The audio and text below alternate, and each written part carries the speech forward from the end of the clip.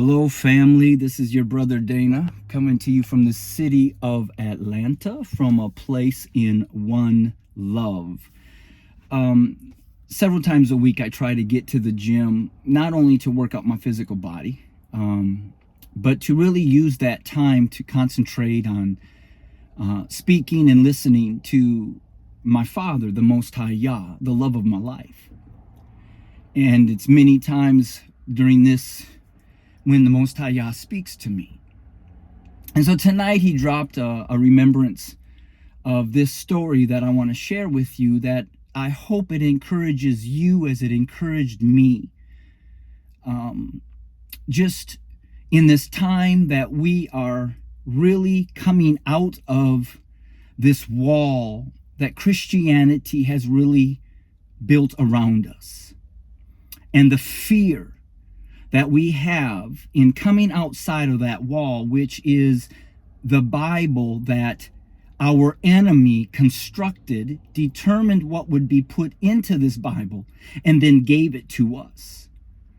We know that that Bible at one time was even changed all that more to specifically cage you, my black brothers and sisters, called the slave Bible.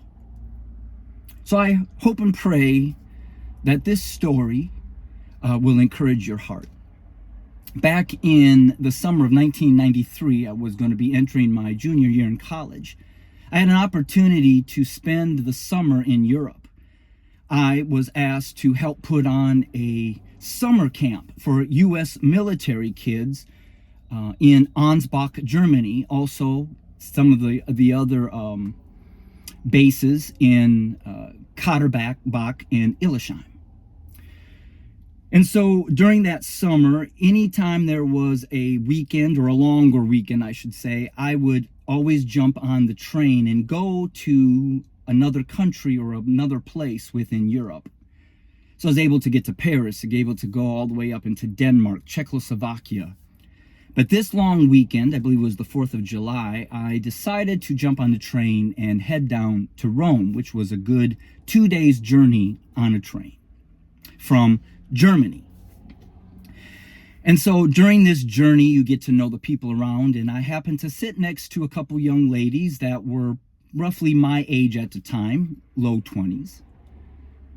And we began to talk, and this young lady shared that this was her first time also heading to Rome and on the train from Berlin. And that caught my attention. I mean, first time, because I was sharing a little bit of my nerves, making sure I'm on the right train and heading in the right direction, going to reach my goal called Rome. And then once I got there, no cell phones, hoping to find some place to stay. And she told me the story that she had lived her whole life up until the wall fell in 1989, November the 9th. That she had lived inside the wall. And this was her first time out. And this was almost 5 years later. And so I was a little shocked that, what was the greatest thing you had to overcome to be able to, sit on this train and head now to Rome. And she said, it was you guys. And again, it took me back when she said that. I said, us?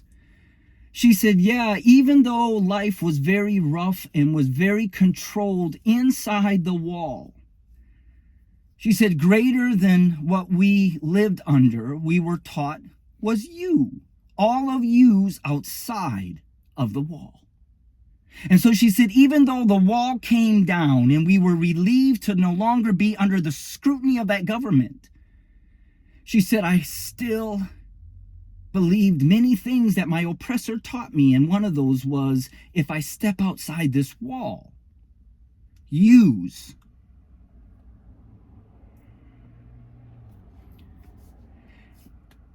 And so we have been taught, even while I was a student and I would raise up some simple questions at this Bible institution, when they wouldn't be able to fully explain it And I would ask if there's other materials out there that would know a little more. The dinosaurs, giants, all kinds of things. They told me no. And they put a fear in me that if I stepped outside of that wall, everything else was evil and distorted. And the only foundation was that Bible. Which then again amazed me, because I thought that the Most High would never give us a spirit of fear, but a spirit of sound mind and boldness. And if we go and we start chewing on something new and there's a bone in it, that He's capable and willing to keep us from going astray, because He said that if we seek Him with all our heart, that we will find Him. And so I pray that this will encourage you.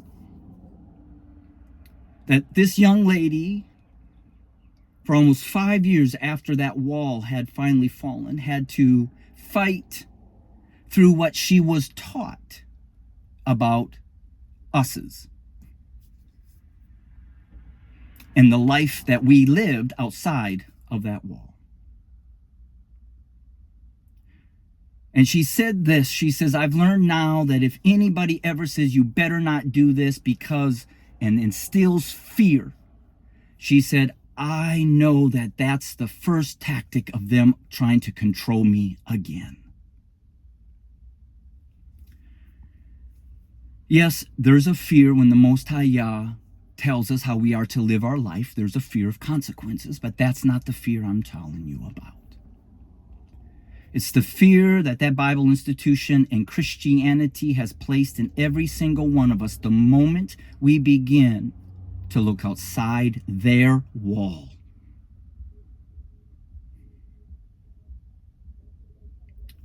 So I'm excited and I'm encouraged that the One Love family will be filled with people that together we're going to explore outside that wall, knowing that our foundation is our Savior, Yahshua HaMashiach.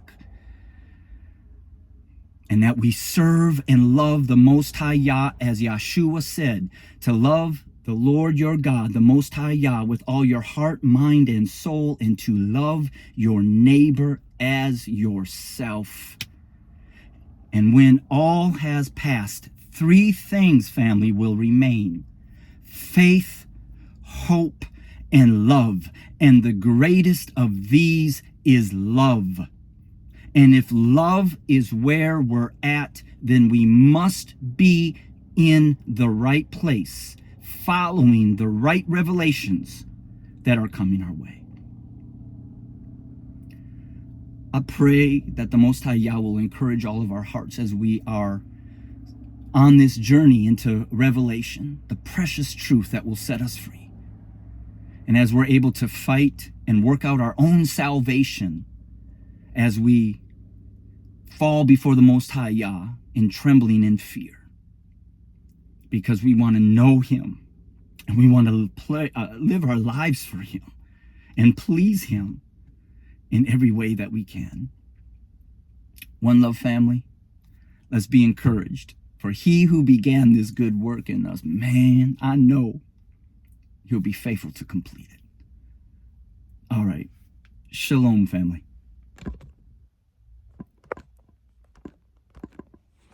Now I can't turn my phone off.